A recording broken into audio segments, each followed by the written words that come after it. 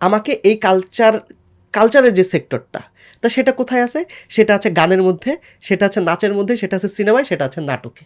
আচ্ছা, ফলে আমাকে এইখানে আসতে হবে। আমি এই জন্য বিনোদন সাংবাদিকতায় এসেছি।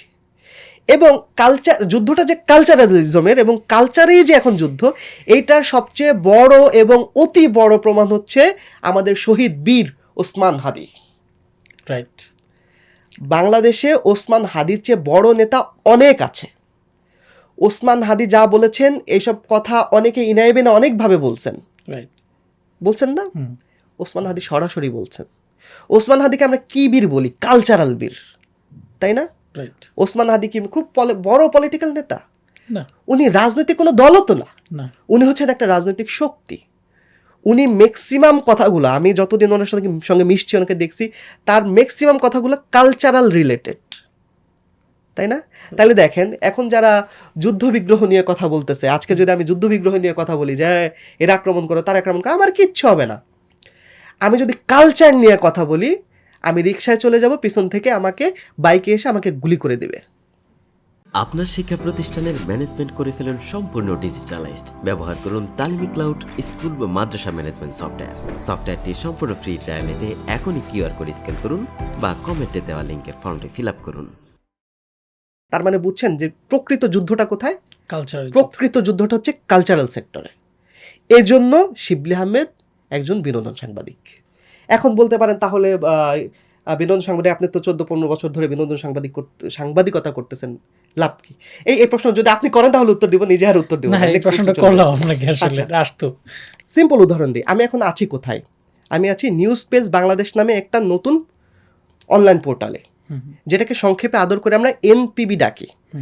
3 মাসের মধ্যে এটা খুব ভালো একটা পজিশনে চলে গেছে, এবং ভালো পজিশনে যাওয়ার পরে তারা চাইলো তাদের এন্টারটেনমেন্ট ডিপার্টমেন্টটাও খুব মানে বুমিং করুক।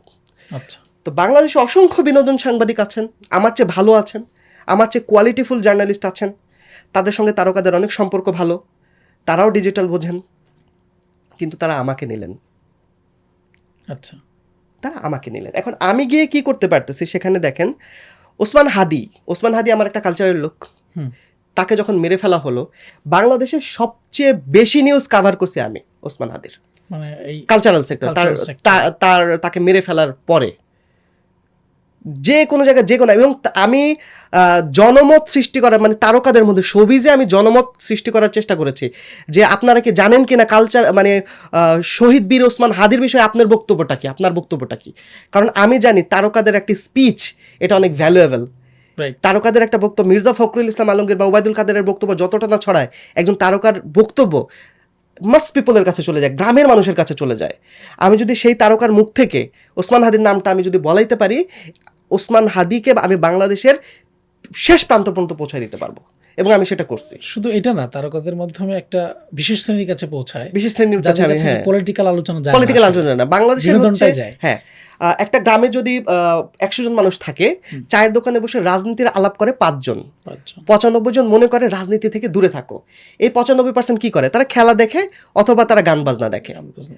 এই 95% তারকাদের মধ্যে ডুবে থাকে। অতএব ওই তারকাকে যখন আমি বলবো যে আপনি ওসমান হাদির ব্যাপারে কি বলেন, তখন তিনি যখন বলবেন যে ওসমান হাদিকে আমি বীর মনে করি, তার মৃত্যু বা তাকে যে মেরে ফেলা হয়েছে এটার আমি বিচার চাই, তখন কিন্তু জনমতটা অটোমেটিক তৈরি হয়ে যাবে, গ্রাম বাংলায় তৈরি হয়ে যাবে। এখানে আরেকটা জিনিস বলে রাখা ভালো, আমরা যারা ঢাকায় থাকি, আপনি আমি বা আমরা যারা একটু শিক্ষিত বা একটু এলিট ভাবি আমরা নিজেকে, আমাদের কাছে একটা তারকা শুধুই তারকা, আরে ও অভিনয় করতেছে, নাটক করতেছে, দ্যাটস ইট। তার ভ্যালু আমার কাছে নাই, সে আমার কাছে একজন ফিলসফার না। সে যদি বলে যে শিবলি আপনার উচিত কোট পরে থাকা, আরে তুমি কে? তুমি ভাই নাটক অভিনয় করো, তুমি তোমার ওইটা নিয়ে থাকো, আমাকে ফিলোসফিক্যাল জ্ঞান তুমি দিতে আসো না। কিন্তু গ্রামের মানুষ একজন তারকাকে, একজন ক্রিকেটারকে অনেকটা নিজেদের ফিলোসফার হিসেবে ভাবে, নিজেদের অভিভাবক হিসেবে ভাবে। আজকে বিশ্বাস করেন, আজকে যদি শাকিব খান বলে যে আপনারা সবাই 4টা করে বাচ্চা নেন, যারা সাকিবিয়ান আছে এবং হচ্ছে গ্রামের অনেক মানুষ মনে করবে সাকিব বলছে 4টা করে বাচ্চা নিতে, অতএব 4টা করে নিতে হবে। কারণ তাদের কাছে একজন অভিনয় শিল্পী শুধু অভিনয় শিল্পী না, তাদের কাছে একজন অভিনয় শিল্পী বা একজন ক্রিকেটার অথবা একজন মিউজিশিয়ান হচ্ছে একজন অভিভাবক। তারা পলিটিশিয়ানের কথায় কিছু আসবে যাবে না, শুনবেই না। পলিটিশিয়ান যদি সারাদিন যদি বলে যে বাথরুম ব্যবহার করার পরে সাবান ইউজ করো, তারা করবে না। কিন্তু তারকা যদি বলে, জয়া হাসান যদি বলে, তারা দেখবে, মোবাইলে দেখবে, হ্যাঁ জয়া হাসান ওয়াশরুম করার পরে সে সাবান ইউজ করতে বলছে, অতএব তার মানে এটা ভালো কাজ, এটা করতেই হবে আমাকে। মানে হচ্ছে আমাদের যে প্রান্তিক লোকজন এরা মেসেজ গ্রহণ করে তারকাদের থেকে। সেই তারকা শোবিজের হতে পারে, স্পোর্টসের হতে পারে। এটা তো একটা দিক গেল। আমার মনে হয় এর চেয়ে আরো গুরুত্বপূর্ণ একটা জায়গা আছে। ধরেন যে জায়গাটা হচ্ছে যে জেনজি আমরা যেটাকে বলি, হ্যাঁ, জেনারেশন, ওরা কিন্তু বিনোদনের সাথে সবসময় রিলেটেড, হ্যাঁ, এবং একটা বড় সংখ্যক আছে শুধুমাত্র ওরা টিকটক, তারপর হচ্ছে অন্যান্য যে প্ল্যাটফর্ম, সোশ্যাল মিডিয়া প্ল্যাটফর্মগুলোতে তারা বিনোদন নিয়ে পড়ে থাকে। হ্যাঁ, এদের কাছে কিন্তু পলিটিশিয়ানদের কথা যায় না, না, এদের কাছে কিন্তু কিন্তু যারা ওয়াজ করতেছে, নসিহত করতেছে, তাদের কথাও যায় না। একদম। তাদের কাছে বেশি যায় কিন্তু এই যে যারা সেলিব্রিটি আছেন বিভিন্ন সেক্টরে, তাদের কথাটা যায়।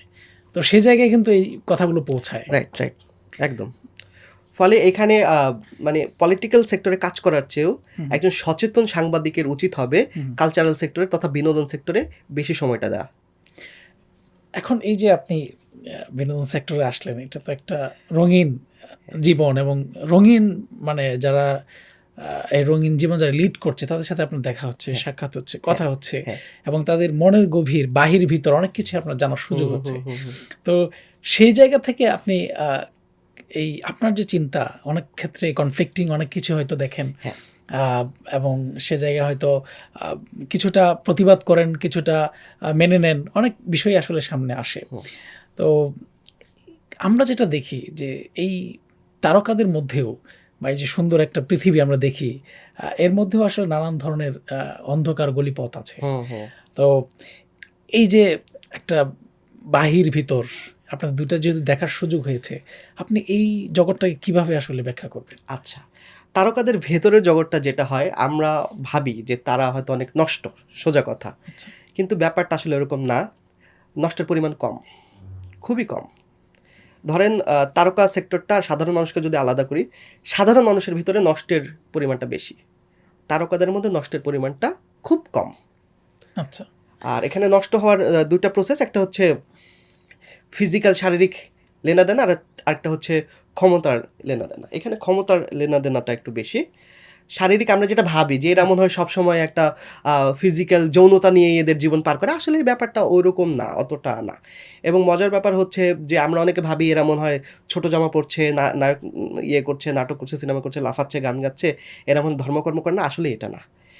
এবং ম্যাক্সিমাম তারকা আমি দেখছি যে তারা ধর্ম পালন করেন, ম্যাক্সিমাম তারা না। আমার এমনও হয়েছে ইন্টারভিউর মাঝখানে যে শিবলি আপনি একটু বসেন, আমি নামাজ পড়ে আসি। আমি নাম বলবো না কারো, কারণ সে আবার এই যে সে যে নামাজ পড়ছে এটা সে চায় না জাহির হোক।